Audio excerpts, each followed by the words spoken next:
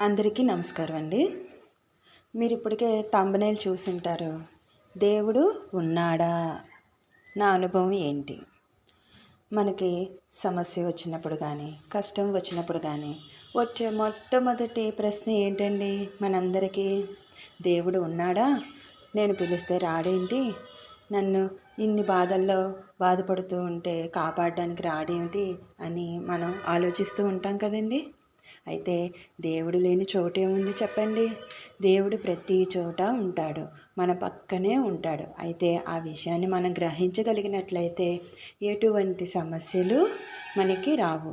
అయితే ఇక్కడ నా యొక్క చిన్న అనుభవాన్ని మీకు షేర్ చేయాలని ఈ వీడియో చేశానండి. అయితే ఈ వీడియోని జాగ్రత్తగా విని లైక్ చేసి షేర్ చేసి సబ్స్క్రైబ్ చేస్తారని చూస్తున్నానండి. మా ఇంటిలో చిన్నప్పటి నుంచి కూడా రాముని పూజలు బాగా చేసుకునేవాళ్ళమండి. ప్రతి లక్షవారం ఆదివారం మా ఇంటిలో రామదేవుని పూజ చేసుకునేవాళ్ళం. ఆదివారం కానీ లక్షవారం కానీ వస్తే పూజ చేస్తామని మేమందరం ఉదయాన్నే స్నానం చేసి చక్కగా రెడీ అయిపోయే వాళ్ళమే. దేవుడి గదిలో శుభ్రం చేసి మా అమ్మగారు పూజకి అన్ని వస్తువుల్ని రెడీ చేసేవారు. ప్రసాదం కూడా చేసేవారు. కథ నేను చదువుతానని మేమందరం కూడా వాదించుకునేవాళ్ళం ఆ కథ చదవడానికి. అంత ఇదిగా మా ఇంట్లో చిన్నప్పటి నుంచి రామదేవుని కథలు చేసుకునేవాళ్ళం అండి. అయితే కొన్ని రోజుల తర్వాత మా ఇంట్లో వచ్చిన కొన్ని పరిస్థితుల వల్ల మేము రామదేవుని పూజలు చేసుకోవడం ఆనేసాం. అంటే అప్పుడప్పుడు చేసుకుంటున్నాం కానీ రెగ్యులర్గా చేయడం అయితే ఆపేసుకున్నాం అన్నమాట. ఆ తర్వాత మొన్న శ్రీరామనవమికి మా ఇంట్లో నేను రామదేవుడి పూజ చేసుకున్నానండి. ఆ రోజు బుధవారం అన్నమాట. రామదేవుని పూజ చేసుకున్న తర్వాత అప్పుడు నాకు గుర్తుకొచ్చింది, మనం చిన్నప్పుడు లక్షవారాలు 5 ఆదివారాలు పూజ చేసుకున్నాం కదా, సరే ఇప్పుడు ఎందుకు మొదలు పెట్టకూడదు అని బుధవారం అంటే శ్రీరామనవమి తర్వాత రోజు లక్షవారం నుంచి నేను 5 లక్షవారాలు 5 ఆదివారాలు పూజ చేసుకుందామని రామదేవుని పూజను మొదలుపెట్టాను. ఈ వ్రతాన్ని మొదలుపెట్టాను. నేను జనరల్గా ఏం చేస్తూ ఉంటానంటేనండి, ఇంటిలో దొరికే పువ్వులు మా పెరట్లో మా చెట్టుకు పూసే పువ్వులతో మాత్రమే నేను పూజ చేస్తూ ఉంటాను. ఎవరింటికి వెళ్ళి పువ్వులు తెచ్చుకోవడం వాటితో పూజ చేయడం నాకు చిన్నప్పటి నుంచి అలవాటు లేదు. దాంతో మా పెరట్లో మా చెట్టుకి పూసిన పువ్వులే ఎన్ని పూస్తే అన్నీ నేను తెచ్చుకుని దేవుడికి పూజ చేయడం నాకు అలవాటు అన్నమాట. అదేవిధంగా చక్కగా మా చెట్టుకు పూసిన పువ్వులు తెచ్చుకుని నేను పూజ చేసుకుంటున్నాను. అలాగా ఈ పూజని నేను చేయడం మొదలుపెట్టాను, ఈ వ్రతాన్ని. అయితే ఒక 2 లక్షవారాలు అయ్యాయండి, 2 ఆదివారాలు అయ్యాయి. ఆ తర్వాత వారం ఏమైందంటే చెట్టుకి ఒక్క పువ్వు కూడా లేదు. అయితే పూజ అంటేనే పువ్వులతో చేసేది కదండి పూజ.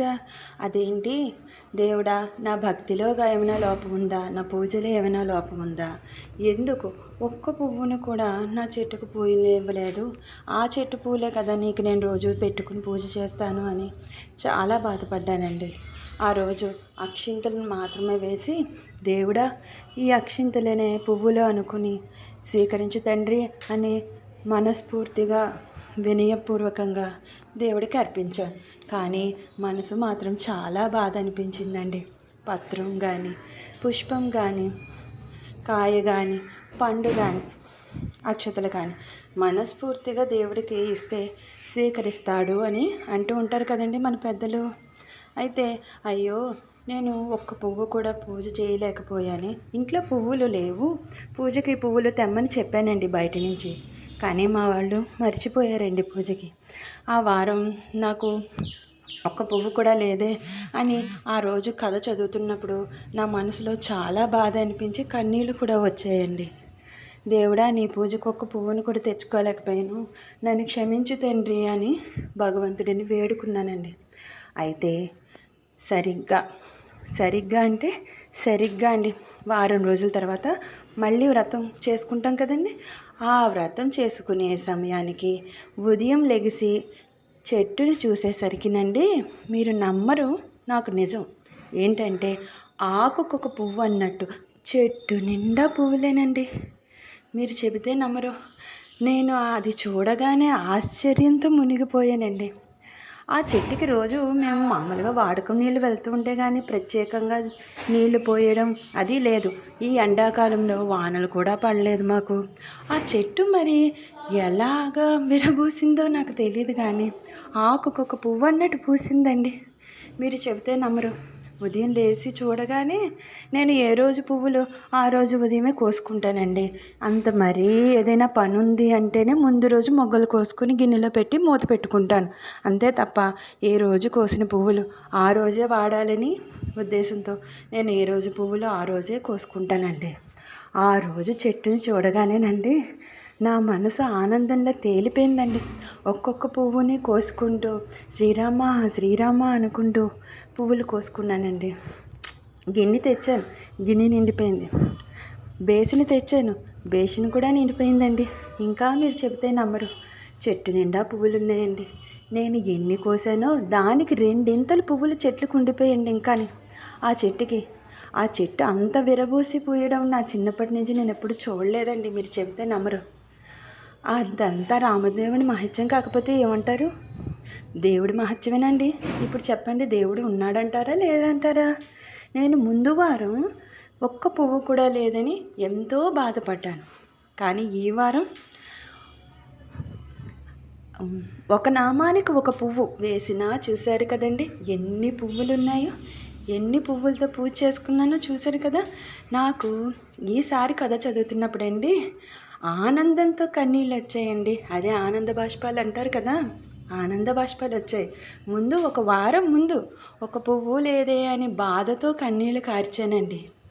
ఈ వారం పువ్వులతో అన్ని పువ్వులతో పూజ చేస్తున్నానన్న ఆనందంతో కన్నీళ్ళు వచ్చాయండి. అందుకే అంటారు పెద్దలు, కష్టం వచ్చినా సుఖం వచ్చినా కన్నీళ్ళు వస్తాయి అని. అది నేను నా అనుభవపూర్వకంగా చెప్తున్నానన్నమాట. ఇప్పుడు నేను అలా రాముడికి ఒక్కొక్క నామానికి ఒక్కొక్క పువ్వుతో పూజ చేసుకున్నానండి. చూశారు కదా ఎన్ని పువ్వులు, ఎంత అందంగా ఉన్నాడో నా రాముడు.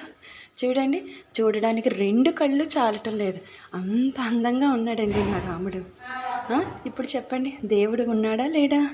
మనం మనస్ఫూర్తిగా చిత్తశుద్ధితో ఆర్తితో దేవుణ్ణి పిలిస్తే తప్పకుండా పలుకుతాడండి. దానికి నిదర్శనం ఇదిగో మీ కళ్ళ ముందే కనిపిస్తుంది. ఆ పువ్వులతో ఉన్న రాముడిని చూడండి.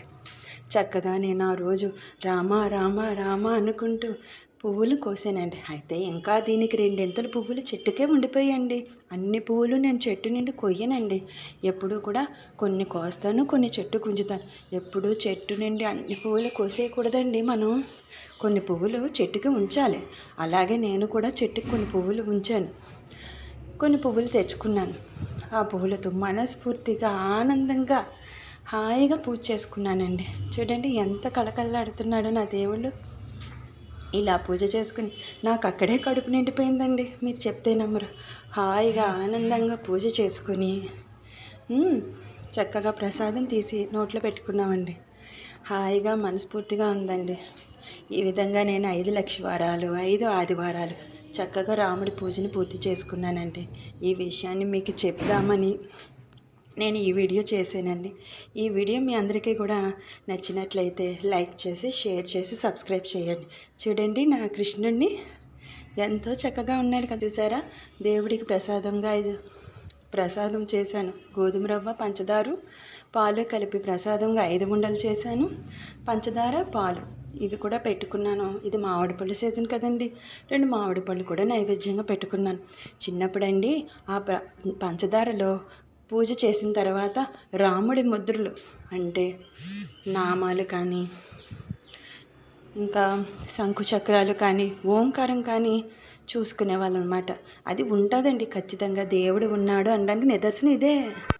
కాబట్టి దేవుడు ఉన్నాడా అన్న ప్రశ్నను వదిలేసి దేవుడు మన చుట్టూనే ఉన్నాడు అని ఆలోచించి చూడండి. ఎంత ఆనందంగా ఉంటుందో, ఎంత ప్రశాంతంగా ఉంటుందో. ఎన్ని లక్షలు ఎన్ని కోట్లు ఉంటే ఏం లాభం అండి? మనశ్శాంతిగా లేని జీవితం అది ఒక జీవితమే అంటారా? కాబట్టి దేవుణ్ణి ప్రార్థిస్తూ మనశ్శాంతిగా హాయిగా మనకిచ్చిన ఈ జీవితాన్ని ఆనందంగా గడపాలని నేను మనస్ఫూర్తిగా కోరుకుంటున్నానండి. నేను ఆ విధంగానే చేస్తాను, మీరందరూ కూడా ఆ విధంగానే చేస్తారని కోరుకుంటున్నానండి.